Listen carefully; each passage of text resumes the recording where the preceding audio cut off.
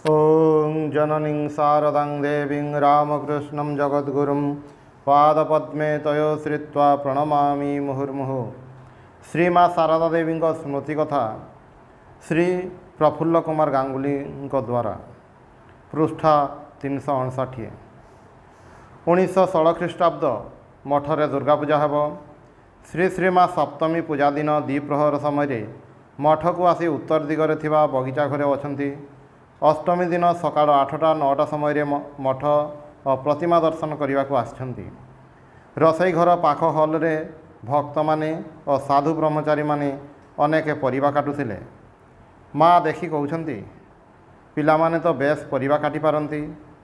जगदानंद जी कहिले ब्रह्ममयी प्रसन्नता लाभ ही है उद्देश्य, ताहा साधन भजन करी हो बा परिबा काटी हो। सही दिन बहुत लोक श्री श्री माँ को प्रणाम करुले। श्री श्री माँ को बारंबार गंगा जल रे गड़ धोइबा देखी जगिन माँ कहिले माँ से कौन हेउछि सर्दी हेब जे। माँ कहिले जगिन कौन कहिबी, जड़े जड़े प्रणाम कले देह ठंडा हुए, पुणी जड़े जड़े प्रणाम कले देहरे जेपरि निआ लगी जाए। गंगा जल रे न धोइले रक्षा नहीं। परे दिने कथा प्रसंग रे श्री श्री माँ को पचारि माँ जड़े जड़े प्रणाम कले तुमर खूब कष्ट हुए, थरे पूजा समय तुमर यही कथा शुणी। माँ कहिले हाँ बाबा, जड़े जड़े प्रणाम कले जेपरि बिरुड़ी मारिला भली बोध हुए, काहाकू किछि कहे नहीं। यही कथा कही सस्नेह दृष्टि रे कहिले हेले बाबा तुम मानू किछि कहू नहीं। मु कहिली माँ भय हुए, तुम परी माँ पाई सुधा किछि जेपरि हेला नहीं बोली मने हुए। माँ कहिले भय कौन बाबा, सदा सर्वदा जानिब ठाकुरे तुम मानक पछरे रहिछंती, मु रहिछि। मु माँ थाउ थाउ भय कौन। ठाकुर तो कहि जाइछंती जो माने तुम पाखक आसिबे मु शेष समय आसी सेमानंकर हाथ धरी नहीं जीवी। जीए जहाँ खुशी करना कहीं, जेमिति इच्छा चलना कहीं, तुम मानू नेबाई ठाकुर को शेष बड़ को आसवाक ही हेब। ईश्वर हाथ गड़ देइछंती, सेमाने तो छाटी पिटी हेबे ही, सेमाने सेमानंकर खेल निश्चय खेलिबे। थरे ठाकुर को भोग देवाक जाई देखिली छबिरु गोटाए आलोकर स्रोत नैवेद्य उपरे पड़ी। तेणु माँ को पचारि माँ जहाँ देखे ताहा कौन मस्तिष्कर भ्रम ना सत्य। जदि भ्रम हुए तेबे जेपरि मुंड ठंडा हुए ताहा ही कर दियो। माँ टिकिए चिंता करी कहिले ना बाबा से सब ठीक। मु कहिली तुमे कौन जान, मु कौन देखे। माँ कहिले हाँ मु ठाकुर को और तुमको जो भोग निवेदन करे ता कौन ठाकुरे ग्रहण करती, तुमे कौन ताहा नियो। माँ कहिले हाँ। मु पचारिली मु किपरि बुझिबी। माँ कहिले काहींकि गीतारे पढ़ी ना हो फल पुष्प जल भगवान को भक्ति करी जहा दिया जाए से ताहा पाती।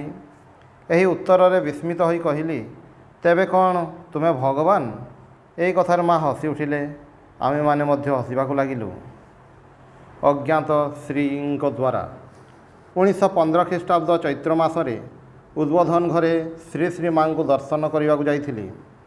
थरे मोर गर्भधारिणी माँ को तीर्थ दर्शन पाई काशी नहीं जावाकू इच्छा करिवारु से अकाल बोली राजी हेले नहीं। मु सही कथा श्री श्री माँ को निवेदन कली।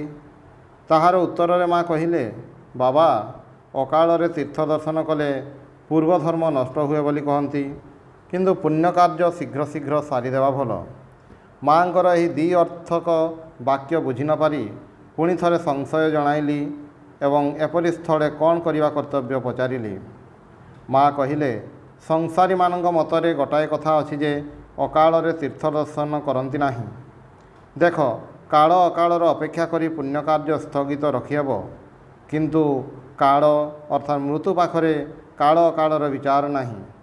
मृत्युर जेतेबेले अवधारित समय नाही सेतेबेले सुजोग उपस्थित हेले ही काल अकालर अपेक्षा न करी पुण्य कार्य करि पकाइबा भल। 1917 ख्रीष्टाब्द चैत्र 27 दिन जयराम बाटी रे संध्या परे माँ सहित कथा होउथिला। मु कहिली माँ समस्ते कहते कल्पतरु पाखक गले किछि मागिबाकू हुए, किंतु संतान माँ पाखरे कौन मागिबो। जार जहाँ दरकार माँ ताकू ताहा दियंती। ठाकुरे जेपरि कहूथिले जहाँ पेटरे जहाँ सहिब ମା ତାକୁ ତାହା ହିଁ ଦିଅନ୍ତି। ତାହେଲେ କେଉଁଟା ଠିକ୍? ମା କହିଲେ, ମଣିଷର ଆଉ କେତେ ବୁଦ୍ଧି, କ'ଣ ମାଗିବାକୁ ଯାଇ କ'ଣ ମାଗି ପକାଇବ। ଶେଷରେ ଶିବ ଗଡ଼ୁ ଗଡ଼ୁ ମାଙ୍କଡ଼ ହୋଇଯିବ। ତାଙ୍କର ଶରଣାଗତ ହୋଇ ରହିବା ଭଲ। ସେ ଯେତେବେଳେ ଯେପରି ଦରକାର ସେପରି ଦେବେ। ତେବେ ଭକ୍ତି ଓ ନିର୍ବାସନା କାମନା କରିବାକୁ ହୁଏ। ଏହି କାମନା କାମନା ମଧ୍ୟରେ ପଡ଼େ ନାହିଁ। ମୁଁ କହିଲି, ଠାକୁରେ କହୁଥିଲେ ଏଠାକୁ ଯେଉଁମାନେ ଆସିବେ ସେମାନଙ୍କର ଶେଷ ଜନ୍ମ। ପୁଣି ସ୍ୱାମୀଜୀ କହୁଛନ୍ତି ସନ୍ନ୍ୟାସ ନହେଲେ କାହାରି ମୁକ୍ତି ନାହିଁ। ଗୃହୀମାନଙ୍କର ତେବେ ଉପାୟ କ'ଣ? ମା କହୁଛନ୍ତି, ହଁ, ଠାକୁରେ ଯାହା କହିଛନ୍ତି ତାହା ବି ଠିକ୍। ପୁଣି ସ୍ୱାମୀଜୀ ଯାହା କହିଛନ୍ତି ତାହା ବି ଠିକ୍। ଗୃହୀମାନଙ୍କର ବହି ସନ୍ନ୍ୟାସର ଦରକାର ନାହିଁ। ସେମାନଙ୍କର ଅନ୍ତର ସନ୍ନ୍ୟାସ ଆପେ ଆପେ ହେବ। ତେବେ କାହାରି କାହାରି ବହି ସନ୍ନ୍ୟାସ ଦରକାର। ତୁମମାନଙ୍କର ଆଉ ଭୟ କ'ଣ? ତାଙ୍କର ଶରଣାଗତ ହୋଇ ରହିବ। ସର୍ବଦା ଜାଣିବ ଯେ ଠାକୁରେ ତୁମମାନଙ୍କ ପଛରେ ଅଛନ୍ତି। ଆଉ ଏକ ସମୟରେ ମୋର ଗୋଟିଏ ସାଙ୍ଗର ଡାକ୍ତରଖାନାରେ ଅତ୍ୟନ୍ତ ନିଃସହାୟ ଅବସ୍ଥାରେ ଅକାଳରେ ମୃତ୍ୟୁ ହେଲା। ତାହାର ବିମଳ ସ୍ୱଭାବ ଓ ଈଶ୍ୱର ଅନୁରକ୍ତି କଥା ମାଙ୍କ ନିକଟରେ ଚିଠିରେ ଜଣାଇ ତାହାର ମୁକ୍ତି ଭିକ୍ଷା କରିଥିଲି। ଶ୍ରୀ ଶ୍ରୀମା ତାହାର ଉତ୍ତରରେ ଜଣାଇଥିଲେ, ମୁଁ ଆଶୀର୍ବାଦ କରୁଛି ଯେ ତୁମର ବନ୍ଧୁଟିର ମୁକ୍ତି ଲାଭ ହେଉ। ଠାକୁରେ ତାହାକୁ ସମସ୍ତ ବନ୍ଧନରୁ ମୁକ୍ତ କରନ୍ତୁ।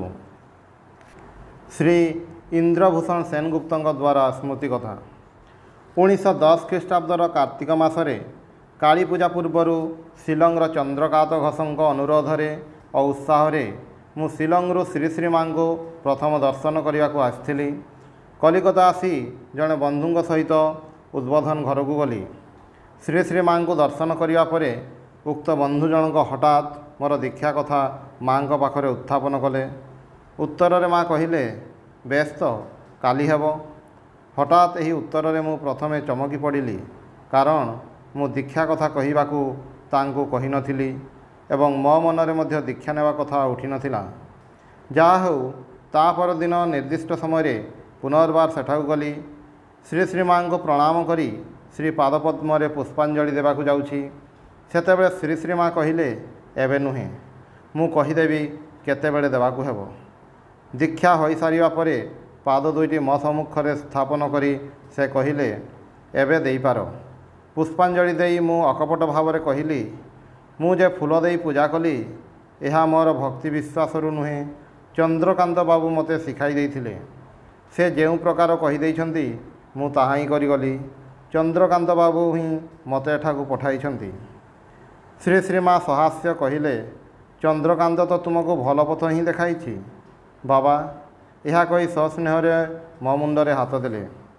ଏହାପରେ ଥରେ ଶ୍ରୀ ଶ୍ରୀମାଙ୍କୁ ଦର୍ଶନ କରିବାକୁ ଯାଇ କଥାବାର୍ତ୍ତା ହେଉଥିଲା। କଥା କଥାରେ ଦୁଃଖ କରି ମାଙ୍କୁ କହିଥିଲି, ମା, ସାଂସାରିକ ନାନା ଝଞ୍ଝଟ, ତା ଛଡ଼ା ଚାକିରି ଅଛି, ତେଣୁ ଜପତପ ଆଉ ହୋଇପାରୁନାହିଁ। ମନର ଉନ୍ନତି ମଧ୍ୟ ହେଉନାହିଁ। ମା ଅଭୟ ଦେଇ ସାଙ୍ଗେ ସାଙ୍ଗେ କହିଲେ, ଏଇ କ୍ଷଣି ଯାହା ହେଉ, ଶେଷ ବେଳକୁ ଅର୍ଥାତ୍ ତୁମମାନଙ୍କୁ ନେବା ପାଇଁ ଠାକୁରଙ୍କୁ ଆସିବାକୁ ହିଁ ହେବ। ସେ ନିଜେ କହିଯାଇଛନ୍ତି। ତାଙ୍କର ମୁହଁର କଥା କ'ଣ ବ୍ୟର୍ଥ ହୋଇପାରେ? ଯାହା ପ୍ରାଣରେ ଆସୁଛି କରିଯାଅ।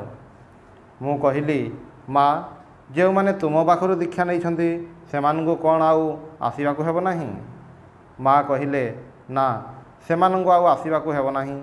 ତୁମେମାନେ ସର୍ବଦା ଜାଣିବ ତୁମମାନଙ୍କ ପଛରେ ଜଣେ ରହିଛନ୍ତି। ମୁଁ କହିଲି, ମା, ତୁମକୁ ପାଇଛି ଏହା ହିଁ ଆମମାନଙ୍କର ଭରସା। ମା କହିଲେ, ତୁମର ଚିନ୍ତା କ'ଣ ବାବା? ତୁମମାନଙ୍କ କଥା ମୋର ଖୁବ୍ ମନେ ପଡ଼େ। ଆଉ ଥରେ କୋଆଲପଡ଼ା ମଠରେ ଶ୍ରୀ ଶ୍ରୀ ମାଙ୍କ ସହିତ କଥା ପ୍ରସଙ୍ଗରେ ମାଙ୍କୁ କହିଥିଲି, ମା, ସାଧନ ଭଜନ କିଛି ହୋଇପାରୁନାହିଁ। ମା ଅଭୟ ଏବଂ ଆଶ୍ୱାସ ଦେଇ କହିଲେ, ତୁମକୁ କିଛି କରିବାକୁ ହେବ ନାହିଁ, ଯାହା କରିବାର ମୁଁ କରିବି। ବିସ୍ମିତ ହୋଇ ମୁଁ କହିଲି, ମୋତେ କିଛି କ'ଣ କରିବାକୁ ହେବ ନାହିଁ? ମା କହିଲେ, ନା। ମୁଁ କହିଲି, ତେବେ ଏବେଠୁ ମୋର ଭବିଷ୍ୟତର ଉନ୍ନତି ମୋର ନିଜର କୃତକର୍ମ ଉପରେ ନିର୍ଭର କରେ କି ନାହିଁ? ମା କହିଲେ, ନା, ତୁମେ କ'ଣ କରିବ? ଯାହା କରିବା ଦରକାର ମୁଁ କରିବି। ଶ୍ରୀ ଶ୍ରୀ ମାଙ୍କର ଏହି ଅହେତୁକ କୃପାରେ ମୁଁ ନିର୍ବାକ ହେଲି। ପୁନର୍ବାର କଥା ପ୍ରସଙ୍ଗରେ ମାଙ୍କର ଗଡ଼ବ୍ୟଥା କଥା ପଡ଼ିଲା। ପଚାରିଲି, ଶୁଣିଛି କେହି କେହି ପାଦ ଛୁଇଁଲେ ତୁମକୁ କଷ୍ଟ ହୁଏ ମା? ମା କହିଲେ, ହଁ ବାବା, କେହି କେହି ଛୁଇଁଲେ ଶରୀରଟା ଯେମିତି ଶୀତଳ ହୋଇଯାଏ। पुणी जड़े जड़े अच्छा छुईले मन हुए जपरी बिरुड़ी कामुड़िला क्या किसी कहे ना मने मने भावुछि तेबे आमे माने मध्य कौन से बिरुड़ी श्रेणीर अंतर्जामिनी कही उठिले ना बाबा तुमे माने नुह। यार मासक पर पुनर्बार रथयात्रा छुट्टी कोआलपड़ा मठ को जाइली। रथयात्रा दिन श्री श्री माँ सहित निम्नलिखित कथा होइथिला। मु कहली माँ तुम कृपा पाइछि एहा ही मोर बल और भरोसा। माँ कहिले तुमर चिंता कौन बाबा तुमे मोर अंतर रहीछ कौन सी अभाव प्रयोजन रे मनरे चिंता आसिले सही क्षणी तुम मानकर कथा मन पड़े। इंदु आदि रही भावना कौन तुमको किछि करने हेब नाही तुम पाई मु करुछि। मु पुणी पचारिली तुमर जेउठी जेते संतान अछंती समस्तंक पाई ही तुमको करने कौन हुए। माँ कहिले हाँ समस्तंक पाई ही मते करने हुए। मु पचारिली तुमर एते पिला अछंती समस्त कौन तुमर मन पड़े। माँ कहिले ना समस्त को मन पड़े नाही।